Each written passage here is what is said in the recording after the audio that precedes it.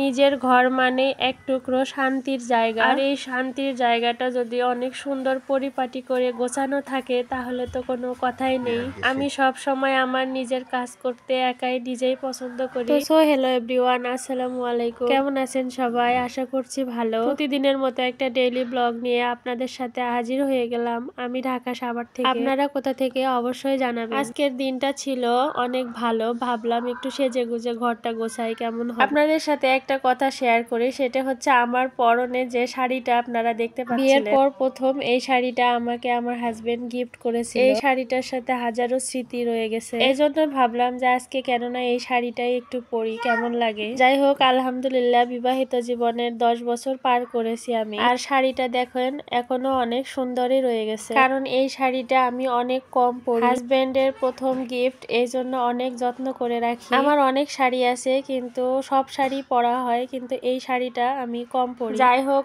অনেক কথাই বলে ফেললাম, আর কথা বলতে বলতে আমি বেডের চাদরটাও বিছাই ফেললাম। একটা কথা কি জানেন, নিজের ঘর যেমনই হোক না কেন, সেই ঘরটা যদি সুন্দর করে গুছিয়ে রাখা যায় তাহলে মনে হয় এর চেয়ে শান্তির জায়গা আর কোথাও নেই। আর এখানে আমি ঘর গোছাচ্ছিলাম আর পাশে থেকে আমার হাজবেন্ড ভিডিও করতেছিল। আর হ্যাঁ, আমার ভিডিওগুলো যদি আপনাদের ভালো লাগে অবশ্যই লাইক কমেন্ট শেয়ার করে পাশে থাকবেন ইনশাআল্লাহ। আমার ঘরে তেমন কিছুই নেই, তারপরেও যেটুকু আছে ওইটুকুতেই আলহামদুলিল্লাহ। আর এখানে এই রুমের পর্দাগুলা ক্লিন করা হয়েছিল, ওগুলা ওর বাবা এখন লাগাই দিচ্ছিল। আর দুজনে মিলেমিশে কাজ করতে কিন্তু অনেক ভালো লাগে। শীত তো এসেই গেছে, শীতের আগে ঘর বাড়ি একটু ভালো করে ক্লিন না করলে কিন্তু ভালো লাগে না। আপনারা জানেন একটা ভিডিও বানাইতে কতটা কষ্ট লাগে, তার চেয়েও বেশি কষ্ট লাগে ভিডিওটাতে ভয়েস দিতে এবং এডিট করতে। আর সেই ভিডিওটা যদি আপনারা না দেখে পুরোটাই একটু দেখে কমেন্ট করেন তাহলে কেমন লাগে বলেন তো। এখন আমি এই রুমের বেডটাও গোছাই নিলাম, আর এখন চলে আসলাম সোফাটা গোছাইতে। এই সোফাটা আমি কখনোই ভালো করে গোছাই রাখতে পারি না, কারণ কি জানেন, আমার বাসায় দুটো ছোট ছোট বেবি আছে, ওরা সারাক্ষণ লাফালাফি করতেই থাকে। সব গোছাইয়ে এখন ঘরটা একটু ঝাড়ু দিতে আসলাম আমি। ঝাড়ু দিতে দিতে আপনাদের সাথে একটা কথা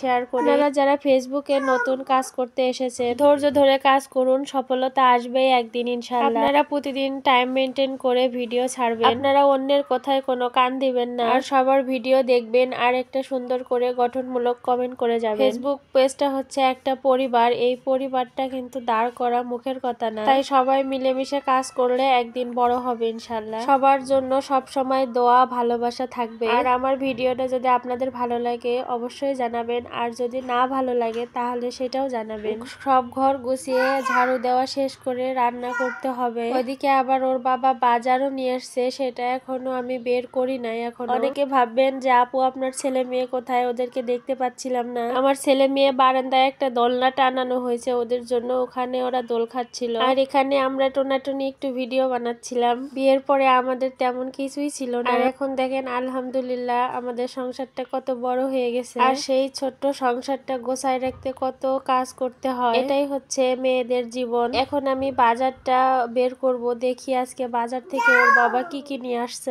শুধু তো সুন্দর করে সাজে থাকলেই হবে না, ঘর গোছাইলেও হবে না, রান্নাও তো করতে হবে নাকি। আর বাজারটা বের করে আমি রান্নার কাজে চলে যাব। আবার বাজারের ব্যাগে হাত দিতেই দেখি মাছ, আর দেখেন আপনাদের ভাইয়া কিন্তু মাছগুলা কেটে নিয়ে আসছে, আর যখনই ওর বাবা মাছ কেনে তখনই কিন্তু মাছগুলা কেটে নিয়ে আসে। আর এখানে দেখেন দুইটা অনেক সুন্দর ফ্রেশ একদম তাজা ফুলকপি। যাই হোক, আজকে ফুলকপি দিয়েই আমি এই মাছটা রান্না করব। আর এদিকে দেখি বেগুন ছিল, সাথে ধনিয়া পাতা, আর এই তো নতুন আলু নিয়ে আসছে। বাবারে বাবা, আলুর যে দাম বিশ্ব রেকর্ড করে ফেলবে আর কয়েকদিন পরে। এই 1 কেজি আলুর দাম নাকি 120 টাকা, ভাবা যায়। তারপরেও কি আর করার, খেতে তো হবে তাই না। আর এখন বাজারটা নিয়ে সোজা রান্নাঘর দিকে চলে গেলাম রান্না করব বলে, সাথে আপনাদের সাথে শেয়ার করব আমার এই ছোট্ট বাসাটা। আপনারা এক নজরে দেখে নেবেন এই টোনাটুনির বাসা। এটা হচ্ছে আমার একটা বেডরুম, আসলে এই ঘরে আমরা তেমন থাকি না। এই রুমে শুধু ওর বাবা এই কম্পিউটারটায় অনেক কাজ করে থাকে। এই রুমে আমার বেবিরাই বেশি খেলাধুলা করে, দিনের বেশিরভাগ সময় আমরা এই রুমটাতেই কাটাই।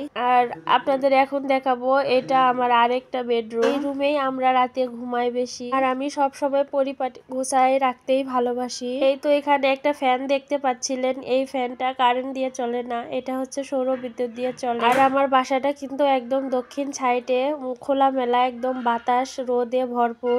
এই তো হচ্ছে এটা আমার রান্নাঘর। রান্নাঘরটা এখনো গোছানো হয় নাই, আপনারা কেউ কিছু মনে করিয়েন না। আর এটা হচ্ছে বেসিন এরিয়া, এখানে একটা বেসিন ফ্রিজ রাখা হয়েছে।